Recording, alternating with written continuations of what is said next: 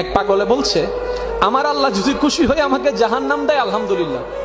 এবার শিক্ষিত সমাজ যারা আমাদের মতো কিছু আছে না, বেশি পণ্ডিত, এবার যাই বলতেছেন আসলে সবাই চাই জান্নাতে যাইতে, এ পাগলে চাই জাহান্নামে যাইতে। কত বড় গাদা। পাগলে মুস্কি হেসে বলে যে, হ্যাঁ ঠিকই বলছেন, আপনাদের মতো সুস্থ আমি হতে চাই না, এই পাগলেই থাকতে চাই। এবার তাদের একটু টনক লটলো, কই কেন? সবাই চাই জান্নাত, তুমি চাচ্ছ জাহান্নাম। বলে যে, ভাইয়ারা আপনারা মনে হয় আমার কথাটা খেয়াল করেন নাই, আমি বলেছি আমার রব যদি খুশি হয়ে, আমার রব যদি খুশি হয়ে আমাকে জাহান্নাম দেয় আমি সেটাও নিতে রাজি। বলে যে এখনো বুঝলাম না।